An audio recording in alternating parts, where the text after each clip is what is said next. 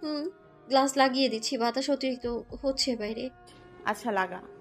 ইসরাত আর নুসরাত আরো কিছুক্ষণ কথা বলল। ইসরাত কিছু কাজ আছে বলে ফোন রাখলো। নুসরাত দীর্ঘশ্বাস ফেলে রুমের বাহিরে গেল ইরহামের সাথে কোথাও ঘুরতে যাওয়ার জন্য। হঠাৎ মনে হলো শালা ইরহাম তাকে রেখে পিকনিকে গিয়েছে। নিজের রুমে ঢুকতে গিয়ে আবারও জায়ানের রুমের দিকে চোখ পড়ল। বুলেটের গতিতে দৌড় দিল জায়ানের রুমে। এখন এই মুরগিটাকে পটিয়ে বাইরে যেতে হবে। তোমার জন্য আমি মেয়ে পছন্দ করেছি। কিন্তু কেন? বিয়ে করবে না, সারা জীবন মায়ের আর চাচিদের ঘাড়ে বসে খাবে। আমি সেটা বলছি না। ছোট ভাইয়ার বিয়ে দেওয়ার আগে আমার জন্য মেয়ে দেখছো কেন? আগে তো ছোট ভাইয়ার বিয়ে দাও। তোমার এসব চিন্তা না করলে হবে, এসব চিন্তার জন্য আমরা আছি। তোমার কোনো পছন্দ থাকলে বলতে পারো, পরে বলবে জিজ্ঞাসা করিনি তোমার পছন্দের কথা। বড় দুজন নিজেদের সমস্যার পছন্দের কথা জানিয়েছে। তোমার কোনো পছন্দ বা সমস্যা থাকলে আমার আর তোমার মায়ের কোনো সমস্যা নেই। তুমি জীবনযাপন করবে, তাই তোমার সিদ্ধান্ত নেওয়ার পুরো অধিকার আছে। কোনো পছন্দ আছে? আরস গম্ভীর মুখ বানিয়ে বাবার দিকে তাকিয়ে রইল। তার পছন্দের কেউ আছে কি? মাথার উপর চাপ দিতে দুটো মেয়ের মুখ ভেসে উঠল। কি হলো, কোথায় হারিয়ে গেলে? আমি একজনকে পছন্দ করি। পছন্দ করি বললে ভুল হবে, ভালো লাগে। আচ্ছা, ওকে জানিয়েছো? এখনো জানাইনি, শীঘ্রই জানিয়ে দেব। কি বলে মেয়েটা আমাকে জানিও। মেয়েটার মতামতের উপর ভিত্তি করে আমি পরের কথা সামনে আগাবো। পাপা, কিছু জিজ্ঞেস করতে পারি? হ্যাঁ, জিজ্ঞাসা করো। এত ফর্মালিটি কবে থেকে শুরু করলে তুমি? আপনার পছন্দের মেয়েটাকে কি আমি চিনি? হ্যাঁ, চেনো। চেনো বললে ভুল হবে, খুব ভালো করে চেনো। নামটা জানতে পারি? এখন না, আগে উত্তর আসুক তোমার ভালো লাগার মানুষের কাছ থেকে, তারপর ভাববো নাম বলবো কিনা। আরস নিশ্চুপ মেনে নিল। হেলাল সাহেব রুম থেকে বের হয়ে গেলেন। বিড়বিড় করলেন, সবগুলো উচ্ছন্নে গেছে, একটাও ভালো হয়নি। জায়ানের রুমে নক করল নুসরাত। নুসরাত রুমে প্রবেশ করে সোফার উপর বসলো। জায়ান ল্যাপটপে বসে বসে কিছু করছিল, চোখে চশমা পরে আছে। একবার নুসরাতের দিকে চোখ তুলে তাকিয়ে আবার কিবোর্ডে হাত চালাতে লাগলো। নুসরাত বিশেষ পাত্তা না পেয়ে সোফার সামনে টেবিলে পা তুলে বসলো। হঠাৎ আমার রুমে? ও বুঝেছি, তোমার পার্টনার তো বিদেশে, এজন্য আমার রুমে এসেছ। নুসরাত উত্তর দিল না। জায়ান নিশ্চুপতা আর সম্মতি লক্ষণ মেনে নিল। তা আমার সাথে কোনো দরকার আমার রুমে হঠাৎ? একটা কথা জিজ্ঞেস করব, সত্যি সত্যি উত্তর দেবেন। আচ্ছা, কি জিজ্ঞেস করবে করো। আরও এত টাকা কোথায় পেল? মানে হলো ওর নিজের তো অডি A6 আছে, তার উপর আপনার গাড়ি কিনতে টাকা দিয়েছে। ও এত টাকা কই পাইলো? ও আচ্ছা, এটা ও তো ব্যবসা সামলাচ্ছে। ব্যবসা যা প্রফিট করছে তা তো গাড়ির পিছনে খরচ করছে। কিন্তু এত টাকা কই পেল? দুটো গাড়ি আরশের। দুটো কি? ওর তো 3টে গাড়ি। একটা আমার সাথে মিক্স করে টাকা দিয়ে কিনলো, একটা ও নিজেই ইউজ করে, আর একটা ছোট চাচু ইউজ করে। নুসরাত বিস্মিত হয়ে মুখে হাত দিল। ব্যবসা করে যা টাকা পাচ্ছে সব শালা একা মেরে দিচ্ছে। তার ভাগ কই? সেও তো সমান অংশীদার ব্যবসার। খোঁজ নিতে হবে তো কোম্পানিতে আসলে কি হচ্ছে। ভাইয়া, ব্যবসায় আরশের কতটুকু পাওনা তার থেকে দ্বিগুণ পাওনা আমার না? হ্যাঁ। তাহলে ও এত টাকা পাচ্ছে আর আমি ফুটো কড়ির চোখ দেখি না। আরশ গাড়ির কালেকশন বানাচ্ছে আর আমি জুতো কেনার সময় টাকা খুঁজে পাই না। বাহ বাহ, সব আমার সাথেই হয়। আমি ফকিন্নি হয়ে ঘুরছি আর আরশের বাচ্চা কোটিপতি হয়ে ঘুরছে। ব্যবসার টাকাও কেন নেবে? ও কার পারমিশন নিয়ে টাকা নিয়েছে? কারণ ও ব্যবসা ডাউন থেকে আপ করেছে, এজন্য মেজো বাবা ওকে নিজের ইচ্ছা মতো খরচ করার পারমিশন দিয়েছে। আপনি কেন তাহলে ওখান থেকে টাকা আনেন না? আমি প্রয়োজন বোধ করছি না। আমার নিজের জব দিয়ে আমার লাইফ ভালোভাবে লিড করতে পারছি, তাহলে ব্যবসা থেকে টাকা আনবো কেন? প্রয়োজন হলে তখন সেটা দেখা যাবে। সবাই ভালো লাইফ লিড করছে, শুধু আমি গরিবের মতো লাইফ লিড করছি। ভাইয়া, একটা কথা বলি, আমি 100% শিওর আরশ ভাইয়ার টাকা মেরে দিয়ে গাড়ি কিনছে। আপনার টাকা আমার টাকা মারছে আরশ। সত্যি তো? এটা তো ভাবিনি। আপনি যেখানে আর্কিটেকচার হয়ে ওর থেকে গরিব, ও সেখানে একজন মিলিয়নার। ও নিশ্চয়ই আমাদের হক মেরে খেয়ে ফেলেছে। ঠিক। তুমি আসলে অফিসে গিয়ে একটু খোঁজ নিও তো, আরশ আসলে এত টাকা কই পায়। খোঁজ পেলে অবশ্যই আমাকে জানাবে। নুসরাত মাথা নাড়ালো। জায়ানের সাথে হাত মেলালো। আজ থেকে তারা দুজন পার্টনার। জায়ান ডিল করলো আর নুসরাতকে এটা মনে করিয়ে দিল তার সম্পত্তির 2% ভাগিদার সে। নুসরাত বলল, হ্যাঁ হ্যাঁ, মনে আছে। আপনার মনে করিয়ে দিতে হবে না। আপনার হক আমি মেরে খাবো না। এই নুসরাত নাসির তার ডিলের বিষয়ে পাক্কা। ব্যস্ত সকাল, ব্যস্ত নগরী, কেউ কারোর দিকে তাকানোর সময় নেই। সবাই নিজ নিজ কাজে যত দ্রুত যাওয়া সম্ভব যাওয়ার চেষ্টা করছে। জাইন কিছুক্ষণ আগে নিজের অফিসে গিয়েছে। Israt crop top, cargo pant, ওপরে কোট পরে, গলায় স্কার্ফ পেঁচিয়ে, জুতো পরে অ্যাপার্টমেন্ট থেকে বের হলো। হঠাৎ মনে হলো চাবি আর ব্যাগ ভেতরে রেখে এসেছে। দরজা আটকানোর আগে খুলে আবার ভেতরে গিয়ে ব্যাগ আর চাবি নিয়ে আসলো। ব্যাগ খুলে চেক করলো ইউরো রাখা আছে কিনা। ব্যাগে 200 টাকার মতো আছে, তা দেখে দৌড়ালো এলিভেটরের দিকে। এলিভেটর থেকে বের হয়ে দৌড়ে গিয়ে ক্যাবে উঠল। লোকেশন দিয়ে জোরে শ্বাস ফেলল। এতক্ষণ মনে হচ্ছিল শ্বাস আটকে ছিল। জাইনের অ্যাপার্টমেন্ট শহর থেকে কিছুটা বাহিরে। মেইন টাউনে যেতেই মেইন রোড থেকে আইফেল টাওয়ার দেখা গেল, যে মাথা উঁচু করে দাঁড়িয়ে নিজের উপস্থিতি জানান দিচ্ছে। ইসরাত গাড়ি থেকে বসে যতক্ষণ পর্যন্ত আইফেল টাওয়ার দেখা যায় ততক্ষণ পর্যন্ত আইফেল টাওয়ারের দিকে তাকিয়ে রইল এক মনে। লোকেশনে পৌঁছে গিয়ে ইসরাত কাঙ্ক্ষিত টাকা দিয়ে দিল ড্রাইভারকে। চারিদিকে তাকিয়ে ইসরাত একটা রেস্টুরেন্টের ভেতরে ঢুকলো। কাউন্টারে একজন মহিলা বসে আছেন।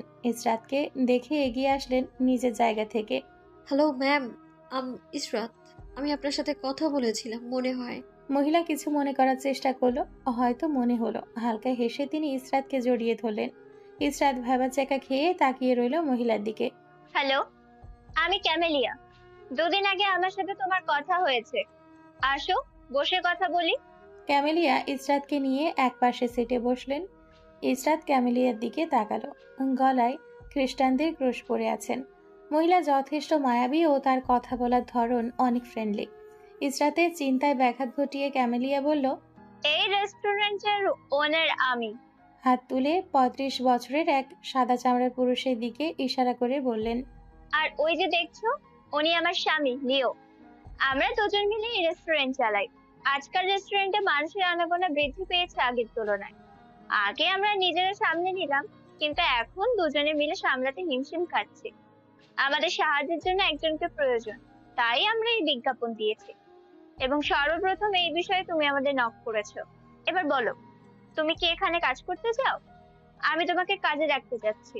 ইসরাত ক্যামেলিয়ার দিকে তাকিয়ে থাকলো। ক্যামেলিয়াকে দেখে নুসরাতের কথা মনে হচ্ছে। একসাথে এত কথা বলে শুধু মেয়েটা।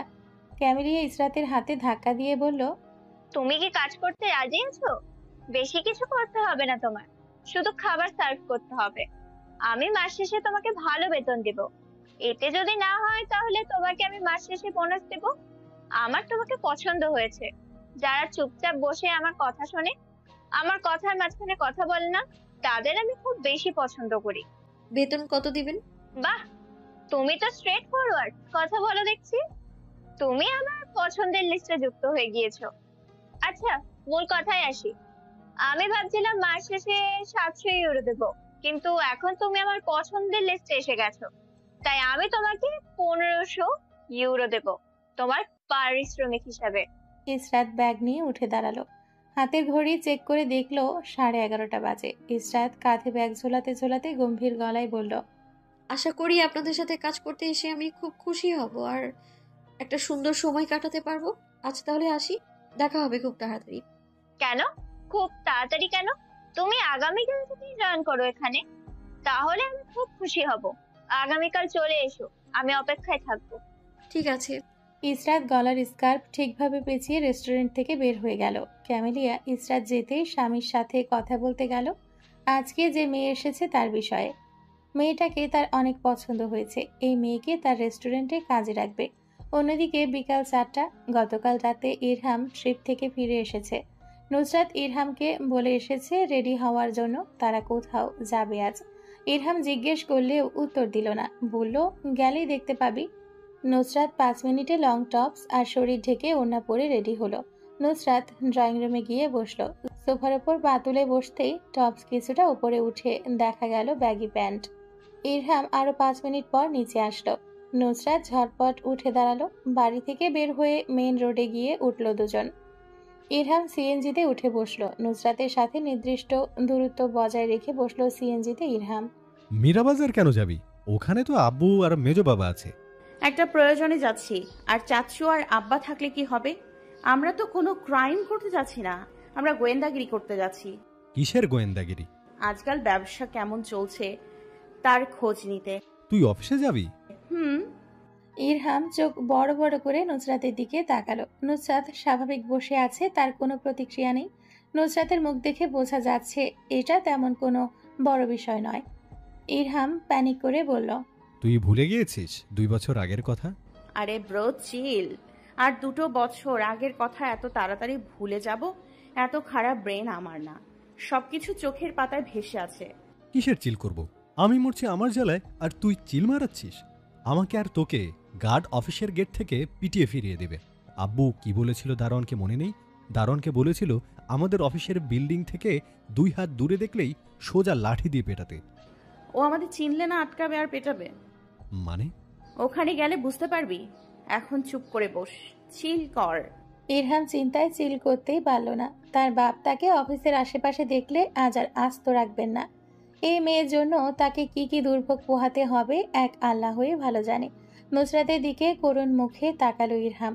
নুসরাত পাত্তা না দিয়ে ভাঙা গলায় গান ধরল, তোমার কোন কোন জায়গায় ব্যথা গো বান্ধবী ললিতা, তোর কোন কোন জায়গায় ব্যথা গো বান্ধবী ললিতা, নীরব হইয়া কাঁদিস বইয়া ঝুলাইয়া মাথা গো বান্ধবী ললিতা, তোর কোন কোন জায়গায় ব্যথা গো বান্ধবী ললিতা। আল্লাহর ওয়াস্তে কিছুটা সম্মান দে আমায়। আমি তোর থেকে 13 দিনের বড়। একটু সম্মান দিয়ে এই গানটা বন্ধ করলে আমি উপকৃত হতাম। বড় ভাইয়ের সামনে কি সব গান গাচ্ছিস? লজ্জা শরম সব বেঁচে খেয়ে ফেলেছিস নাকি? লজ্জা শরম বেঁচে দিয়ে তোদের না চিপস চকলেট আইসক্রিম খাওয়ালাম না? তাহলে থাকবে কোথা থেকে? আর তুই কিসের বড় ভাই? তুই তো আমার বান্ধবী ললিতা। এখন মুখ বন্ধ কর আর আমার গান শোন। প্লিজ বোন, মাপ দে আমায়। আমি শুনতে চাইতেছি না। আরে একটু শোন। প্লিজ বোন, গানের বিনাশটা এইভাবে করিস না। সাথে আমার কানের বিনাশও করিস না। তোর ভাঙা রেডিওর গান আমি শুনতে ইচ্ছুক না। আরে একটু শোন, বেশি শোনাবো না। ইরহাম কান 2 হাত দিয়ে চেপে ধরল। মাথা দুদিকে নাড়িয়ে বলল সে শুনবে না। নুসরাত 2 হাত দিয়ে ইরহামের কান থেকে হাত নামিয়ে গান ধরল, অহ না তুমি কেন বোঝো না, দু চোখের অন্ধকারে ঘুম আসে না আমার, এরপর আর পারি না আমি তোমায় গান শোনাইতে চাইছি, তুমি কেন শুনতে চাইতেছো না। ইরহাম থতমত খেয়ে গেল। নুসরাতের দিকে অদ্ভুত দৃষ্টিতে তাকিয়ে বলল, হয়নি তো গান। তাহলে ও হবে, কারণ এই গানটা আমি গাইছি। এই গান writing and lyrics by me. Irham নুসরাতের দিকে তাকিয়ে শ্বাস ফেলল। নুসরাত সিএনজি থেকে নেমে ইরহামকেও নামার জন্য বলল। ভাড়া মিটিয়ে প্যান্টের পকেট থেকে 1 টাইম মাস্ক বের করে ইরহামের কাছে দিল। ইরহাম মাস্ক মুখে লাগিয়ে অফিসের বিল্ডিংয়ের দিকে তাকালো। ঝরঝর করে 2 বছর আগের কথা চোখের সামনে আবারও ভেসে উঠল। 2 বছর আগে নুসরাতের কিছুটা ঝোঁক ছিল ব্যবসার প্রতি, তাই নাসির সাহেব নিয়ে এসেছিলেন তাকে আর নুসরাতকে। নাসির সাহেব 3 তলায় তাদের বসিয়ে রেখে তিনি গিয়েছিলেন কিছু গুরুত্বপূর্ণ কাজে। যাওয়ার আগে না করে গিয়েছিলেন এটা সেটা না নাড়ানোর জন্য, এবং বারবার না করে গিয়েছিলেন প্রথম তলায় না যাওয়ার জন্য। ইরহাম চুপচাপ এক জায়গায় বসে থাকলেও নুসরাত বসলো না। এটা সেটা হাত দিয়ে নাড়িয়ে চাড়িয়ে দেখতে লাগলো। ইরহাম না করলে তাকে ধমকে উঠল। গোয়েন্দাগিরি শেষে নুসরাতের হঠাৎ মনে হলো নাসির সাহেব নিচতলা যেতে না করেছেন কেন। আগে 2য় তলা ব্যবহার করা হতো না, বন্ধ ছিল। এখন আরশ আশায় সেটা খুলে দেওয়া হয়েছে। নুসরাতের ভেতর প্রচন্ড কৌতূহল হলো। নুসরাতের গোয়েন্দা মাথা গোলমাল আছে বলে জানান দিল।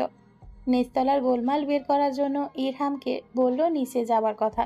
ইরহাম না করে দিলেও নুসরাত ইরহামকে জোর করে ধরে নিয়ে গেল প্রথম তলায়।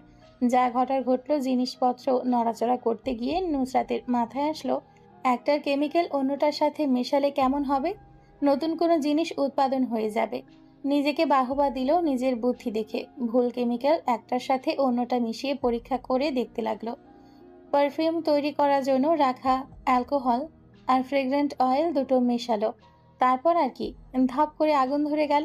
ইরহাম আতঙ্কিত দৃষ্টিতে তাকিয়ে রইল আগুনের দিকে। নুসরাত আগুন ধরাতে পেরে ইরহামের দিকে তাকিয়ে বলল, দেখ ভাই, আমি আগুন ধরিয়ে দিয়েছি। আমি নতুন ইনভেনশন করে ফেলেছি। আমাকে রবীন্দ্রনাথ ঠাকুরের নোবেলটা এনে দে। বলে নুসরাত হাসল। সোহেব দুজনকে খুঁজতে খুঁজতে প্রথম তলায় আসলেন। এসে নুসরাতকে আগুন ধরিয়ে হাসতে দেখতে পেলেন। আর ইরহাম এক পাশে দাঁড়িয়ে বোকার মতো নুসরাতের কর্মকাণ্ড দেখছিল। একে মেকআপের জিনিসপত্র ভুল কেমিক্যালে মিশিয়েছে, তারপর আবার আগুন ধরিয়ে হাসছে। তাই রাগে দুজনের গালে দুটো থাপ্পড় মারলেন। নাসির সাহেব এসে সব দেখে আরো একটা থাপ্পড় মারলেন নুসরাতকে। আর নিষেধ করা হলো জীবনেও যাতে অফিসের বিল্ডিং এর আশেপাশে তাদের যেন না দেখা যায়, আর দেখা গেলে জুতো পিটা করে যাতে রাস্তা থেকে ভাগিয়ে দেওয়া হয়। সেদিন ইরহাম আর নুসরাতকে ঘাড় ধরে সোহেব বের করে দিয়েছিলেন।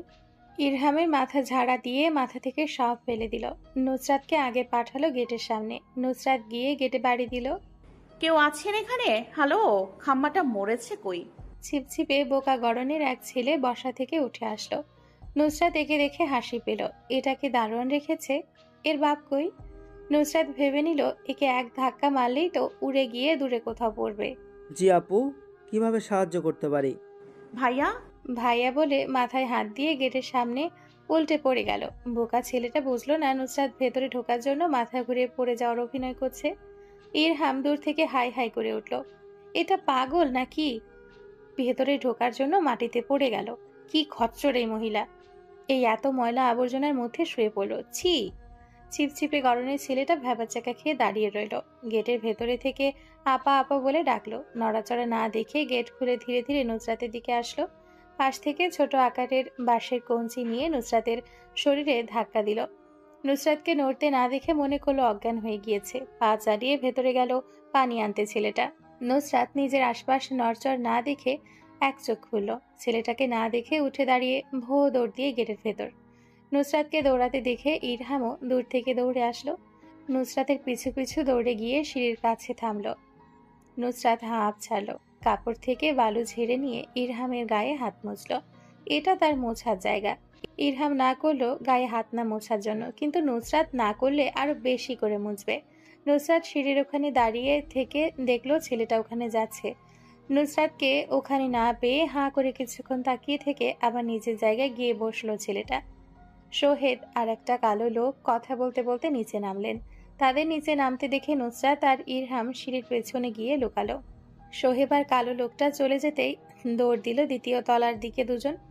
এক দৌড়ে গিয়ে থামলো মেন দরজার সামনে। নুসরাত আর ইরহাম দরজা ঠেলে ভেতরে ঢুকতেই সবাই তাদের দিকে তাকালো। নুসরাত বোকা হাসলো মাস্কের ভেতর থেকে। সবাইকে ভ্রু বাঁকিয়ে তাকাতে দেখে মাস্ক খুলে হাসলো। নুসরাতকে দেখে ভ্রু কুঁচকালেন আলম। তিনি গত 10 বছর ধরে কাজ করছেন এখানে, তাই নুসরাতের করা কর্মকাণ্ডগুলো ওনার জানা। পকেট থেকে মোবাইল বের করলেন আলম। ইরহাম নুসরাতকে এক হাত দিয়ে ধাক্কা দিল। নুসরাত বিরক্ত হয়ে বলল, কি? ইরহাম নাক কুচকে তাকালো নুসরাতের দিকে। নুসরাতের মাথা চেপে ধরে আলমের দিকে মুখ ঘুরিয়ে দিল। নুসরাত চিৎকার করে উঠল, আঙ্কেল, এটা করার একদম চেষ্টা করবেন না। আব্বা, চাচু আর ছোট চাচা এই বিষয়ে জানতে পারলে খুব খারাপ হবে আপনার সাথে। নুসরাতের কথা তবুও শুনলেন না। তিনি নাসির সাহেবকে কল দেওয়ার জন্য ডায়ালে ঢুকলেন। আঙ্কেল, আপনার ছেলে তো হাই স্কুলে পড়ে। কি যেন ছিল আপনার ছেলের নাম? হ্যাঁ হ্যাঁ হ্যাঁ, মনে পড়েছে। আদি না কাদি আপনার ছেলের নাম। আজ মনে হয় না না না, আর এই জীবনে আপনার ছেলের বাসায় ফেরা হবে না। প্রচুর কষ্ট হচ্ছে আপনার ছেলেটার জন্য। তুমি কি হুমকি দেওয়ার চেষ্টা করছো? হুমকি দেওয়ার চেষ্টা করব কেন? হুমকি দিচ্ছি আমি আপনাকে। ছেলেকে ভালোই ভালোই বাসায় ফেরাতে চাইলে আমার কাজে ঠ্যাং ঢোকাবেন না। আর আপনারা সবাই যারা নতুন তারা তো আমায় চেনেন না, কিন্তু যারা পুরাতন তারা তো আমায় খুব ভালো করেই চেনেন। তাই আমার থেকে দূরত্ব বজায় রাখুন এবং আমার কাজে ঠ্যাং ঢোকানো থেকে বিরত থাকুন। আরেকটা কথা, এই অফিসের আপনারা ছাড়া আর কারোর কানে যদি যায় আমি এখানে এসেছি, তাহলে বলতে হবে কেন? বুঝে নিন তাহলে কি হবে। নুসরাত আর ইরহাম মেকি হাসি দিয়ে ভাবসাব নিয়ে হেঁটে গেল সামনের দিকে। যখন দেখলো সবাই নিজ নিজ ডেস্কে ফিরে যাচ্ছে, দুজনে ভো করে দৌড় দিল আরুষের কেবিনের দিকে। আরুষের কেবিনের সামনে গিয়ে বাহির থেকে উকি ঝুঁকি মারল। বাহির থেকে ভেতরের কোনো কিছু দেখা যায় না বলে নুসরাত মনে মনে আল্লাহর নাম জপতে জপতে দরজার বাহির থেকে মাথা ভেতরে ঢুকিয়ে এক চোখ বন্ধ করে চারিদিকে তাকালো। যখন দেখলো কেউ নেই, নুসরাত ভেতরে ঝটপট করে ঢুকে গেল।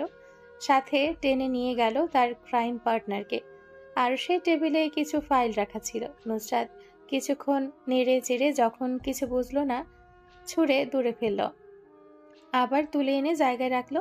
ড্রয়ার খুলে কিটক্যাট চকলেট আর চুইংগাম পেল। ওগুলো সব নিজের পকেটে ঢুকিয়ে ড্রয়ার লাগিয়ে দিল। চুইংগাম একটা ইরহামের দিকে বাড়িয়ে দিল। নুসরাত চুইংগামের প্যাকেট খুলে মুখে ঢুকিয়ে দিল। চিবোতে চিবোতে খুঁজতে লাগলো ফাইল। আরশ একটা মেয়ের সাথে কথা বলে এদিকে আসছিল। কেবিনের বাহির থেকে কেবিনের ভেতর কিছু দেখা না গেলেও ভেতর থেকে সব দেখা যায়। আরশকে এদিকে আসতে দেখে নুসরাত আর ইরহাম একজন আরেকজনের দিকে তাকিয়ে এদিক ওদিক লুকালো। নুসরাত সোফার পেছনে লুকাতেই ইরহাম এসে টেনে নিয়ে গেল সেখান থেকে ওয়াশরুমে। ওয়াশরুমের দরজা পুরোপুরি না লাগিয়ে খোলা রাখলো। দুজন ফাঁক ফোকর দিয়ে তাকিয়ে রইল আরশ ভেতরে কার সাথে কথা বলে আসছে তা দেখার জন্য।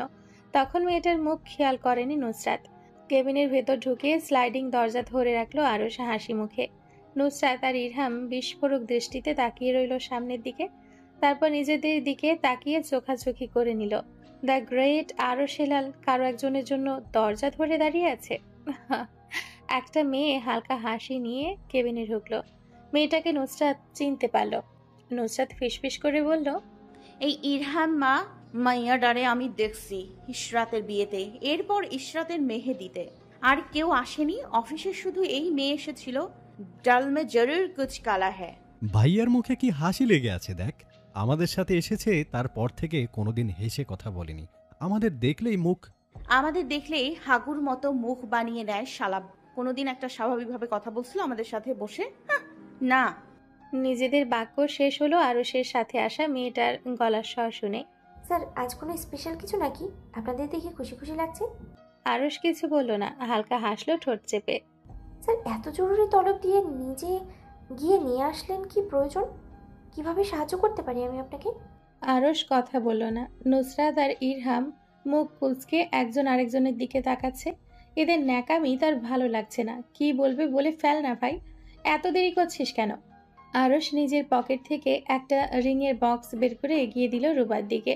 নুসরাতের ষষ্ঠ ইন্দ্রিয় জানান দিল নিশ্চয়ই কিছু হতে চলেছে। তারপর মনে হলো কিছু না হলে কি হবে, না হলে না হোক, তারপরও তার ভিডিও ক্যামেরা অন সব সময় থাকবে। চুপি চুপি বাথরুমের দরজা খুলে কিছুটা ফাঁক করে তার ভেতর দিয়ে মোবাইলের ক্যামেরা বের করলো। আরশ রিংয়ের বক্স এগিয়ে দিল রুবার দিকে। রুবা বুঝতে না পেরে জিজ্ঞেস করলো, কি হয়েছে স্যার? আরশের ইচ্ছে করলো বোকা মেয়েটাকে মাথায় মারতে। তারপর নিজেকে শাসিয়ে রিংয়ের বক্স খুলে এগিয়ে দিল রুবার দিকে। রুবা এখনো হাঁ করে তাকিয়ে আছে আরশের দিকে। আরশ আর অপেক্ষা করলো না, নিজেই বলল, দেখুন মিস রুবা, আমি স্ট্রেইট ফরওয়ার্ড কথা বলতে পছন্দ করি এবং আমি এখন যা বলবো আপনি পজিটিভলি নেবেন। আর আমি আশা করব আপনার উত্তরও আসবে স্ট্রেইট ফরওয়ার্ড। তো যা বলছিলাম, আমার ফ্যামিলি সম্পর্কে অবশ্যই আপনার ধারণা আছে, আর বলতে হবে না। আমার বড় দুজনের বিয়ে হয়ে গিয়েছে, তাই এবার আমার পালা। তো আমি আমার অ্যাজ এ লাইফ পার্টনার হিসেবে আপনাকে পছন্দ করেছি। আপনাকে আমার ভালো লাগে, আর আপনার যদি ভালোবাসা চাই, ভালোবাসা ম্যাটার করে আমার কাছ থেকে, তাহলে আপনার সাথে থাকতে থাকতে এমনিতেই ভালোবাসা হয়ে যাবে। আপনি বুঝেছেন আমি কি বলেছি?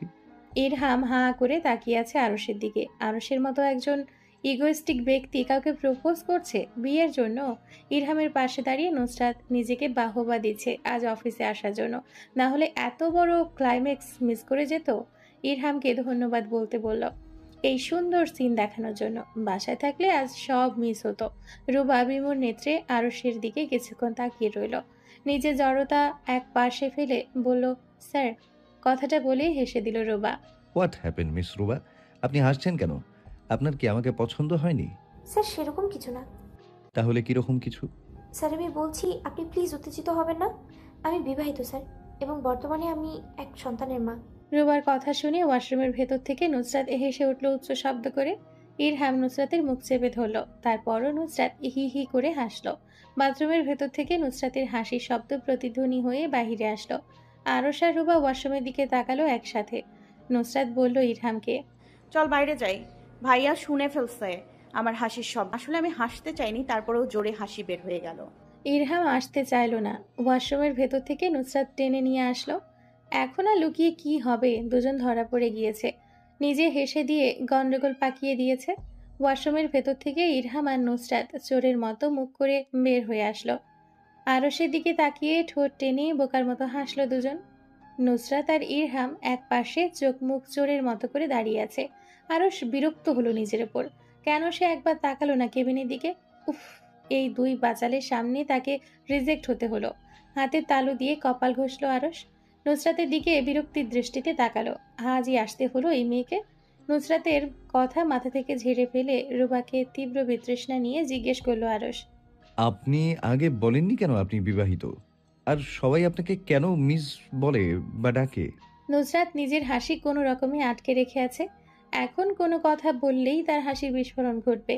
আরশের কথায় নুসরাত আর ইরহাম উপর নিচ মাথা ঝাঁকিয়ে সহমত পোষণ করলো। স্যার আপনি কখনো জিজ্ঞেস করেননি আমি বিবাহিত কিনা অবিবাহিত? আপনি কাজের বাইরে এক পর্যন্ত কতগুলো কথা বলেছেন আমার সাথে? সবসময় তো কাজ নিয়েই কথা বললেন। আপনাকে যখন আমি ইসরাতের বিয়েতে দাওয়াত করলাম তখন আপনি বুঝলেন না আমি আপনাকে স্পেশালি কেন দাওয়াত দিয়েছি? স্যার এখানে কোনো কিছু মনে করার কিছুই নেই। আমি অ্যাজ এ এমপ্লয় আপনার বোনের বিয়েতে দাওয়াত পেয়েছি। আমি তো সেটা মনে করে বিয়েতে আর মেহেদিতে গিয়েছিলাম। নুসরাত মাথা নাড়ালো। ইরহামও নুসরাতের সাথে মাথা নাড়লো। আরশ রাগী চোখে দুজনের দিকে তাকালো। তোদের দুইটাকে রেখেছি এখানে মাথা নাড়ানোর জন্য। যে কথা বলছে তার সাথে মাথা নাড়াচ্ছিস কেন? ইরহাম আর নুসরাত উপর নিচ মাথা নাড়িয়ে আবারও দুপাশে মাথা নাড়ল।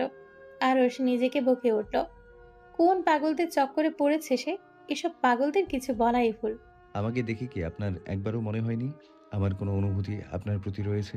রুবা কিছু বলতে গিয়ে আটকে গেল। নুসরাত মাথা তুলে রুবাকে মিনমিন করতে দেখে উৎসাহ দিয়ে বলল, আরে আপু বলে ফেলুন, আরশ কিছু বলবে না আর মিনমিন করবে না, তাই না রে ইরহাম? ইরহাম নুসরাতের কথায় ওপর নিচ মাথা নাড়ালো। আরশ প্রশ্নাত্মক দৃষ্টিতে তাকালো রুবার দিকে। রুবা নিজে শান্ত করলো। যা হওয়ার পরে হবে, এখন বলে দিলেই হবে। স্যার আপনি তো সবসময় চিৎকার দিয়ে আর গম্ভীর গলা ছাড়া আমাদের সাথে কথা বলেননি। সবসময় গোমরা মুখ বানিয়ে কথা বলতেন, তাই আমি বেচারি আপনার ফিলিংস বুঝতেই পারিনি। আরশ কেঁপে উঠল। ইরহাম টেবিলের ওপর থেকে পানি এনে এগিয়ে দিল আরশের দিকে। আরশ পানিতে চুমুক মেরে নুসরাতের দিকে তাকালো, যে তার দিকে চোখ বড় বড় করে এমন ভাবে তাকাচ্ছে যেন চোখ দিয়ে সব তথ্য বের করে নিবে। আমি বলছি না আপনাকে আমার ভালো লাগে, আপনার প্রতি আমার কোনো ফিলিংস আছে সেটা বলিনি। নুসরাত আর ইরহাম একসাথে মাথা নাড়ালো। আরশ কিছু বলল না। এসব পাগল ছাগলদের কিছু বলেও লাভ নেই। আপনি আজ আসুন, আগামীকাল থেকে বড় স্যারের ওখানে আপনার বসার জায়গা করে দেয়া হবে। আমার সামনে পড়লে আপনারও অস্বস্তি হবে আর আমারও, তাই জায়গা বদলে ফেলাই ভালো। রুবা সালাম দিয়ে কেবিন থেকে বের হয়ে গেল। নুসরাত ইরহামের হাতে থাপ্পড় মেরে বলল, দেখ ভাই, ঠিক সময় আমি যদি ক্যামেরাটা অন না করতাম তাহলে তো আজ এই ক্লাইম্যাক্সের ভিডিওটা মিস হয়ে যেত। ধন্যবাদ জানা, আজ যদি তোকে নিয়ে আমি না আসতাম তাহলে তো এত নাটক দেখতে পারতি না। কিসের ভিডিও আর কিসের নাটক? নুসরাত থতমত খেয়ে তাকালো আরশের দিকে। ইরহামের কানে কানে বলল, এই বলে দিয়েছি আমি সত্যি কথা। কিসের ভিডিও?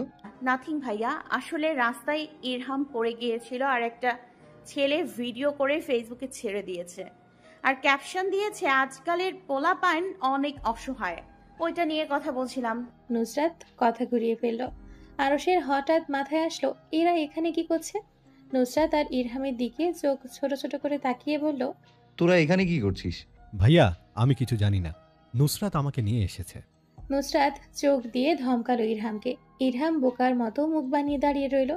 নুসরাত বোকা হেসে আরশের দিকে তাকিয়ে পকেটে হাত ঢুকালো। কিছু যদি বেঁচে যাওয়ার পথ পেয়ে যায়। পকেটে সিগারেটের প্যাকেটের উপস্থিতি পেয়ে নুসরাতের দুরন্ত মাথা কিছু একটা ভেবে নিল। বোকা হেসে সিগারেটের প্যাকেটে আরশের দিকে এগিয়ে দিল। আরশ ভ্রুকুচকে তাকিয়ে রইল। কি?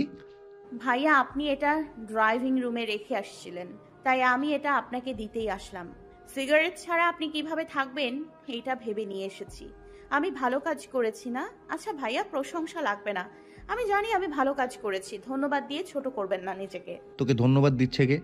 আজ না দিলেন না দিলেন, আজ তাহলে আসি, বাসায় যেতে হবে। আপনি আপনার সিগারেটে সুখ টান দিন। সিগারেট ছাড়া পুরো দিন খারাপ কেটেছে আমি জানি। আসছি। ইরহামকে বোকার মতো দাঁড়িয়ে থাকতে দেখে নুসরাত ইরহামে দুই হাত চেপে ধরে দরজার দিকে এগিয়ে গেল। যেতে যেতে শাসালো ইরহামকে, তোর বাপের মুখ দেখছিলি ওখানে দাঁড়িয়ে শালা? আমি যখন চলে আসছি তুই আমার পিছু পিছু আসবি না। বোকার মতো এখানে দাঁড়িয়ে হা করে তাকিয়েছিলি কেন? কানে নিচে থাপ্পড় মেরে সোজা করবো তোকে, শালা বোকা বলদ কুত্তার দল। রাতের বেলা নুসরাত রাত 11টার দিকে রুম থেকে বাহিরে বের হলো। কিচেনে খচখচ শব্দ শুনে সেদিকে এগিয়ে গেল। আরশকে কফি বানাতে দেখে নুসরাত চলে যেতে নিয়ে আবারও ফিরে তাকালো। বিকেলের কথা মাথায় আসতে মনে হলো আরশকে একটু জ্বালানো যায় ওই বিষয় নিয়ে। মনে মনে ভাবলো তেমন কিছু হবে না। নুসরাত আরশের পেছনে দাঁড়িয়ে দুপুরে যে ভিডিও করেছিল সেটা ছাড়লো। আরশ নিজের কথা বলার শব্দ শুনে মুখ গম্ভীর করে নুসরাতের দিকে তাকালো। যে দাঁত কেলিয়ে দাঁড়িয়ে আছে। নুসরাতের থেকে চোখ সরিয়ে চোখ গেল নুসরাতের হাতের মোবাইলের দিকে। আরশ ভিডিওটা একবার দেখে নিশ্চুপ নুসরাতের দিকে তাকিয়ে বলল, ভিডিও ডিলিট কর। নুসরাত দাঁত কেলিয়ে মোবাইল পকেটে পড়ল। আরশের কথা পাত্তা না দিয়ে শেলফ থেকে চিপস বের করে খেতে শুরু করলো। তোকে কি বলেছি শুনিসনি? ভিডিও ডিলিট কর। নুসরাত চিপস খেতে খেতে আরশের দিকে তাকিয়ে হেসে দিল। তার আরশকে দেখলেই হাসি আসছে। নুসরাতকে আবার বলল, ডিলিট করতে বলেছি না ওটা? ডিলিট করছিস না কেন? এখানে দাঁত কেলিয়ে দাঁড়িয়ে আছিস কেন? আমি কথা বলছি, কথা কানে যায় না?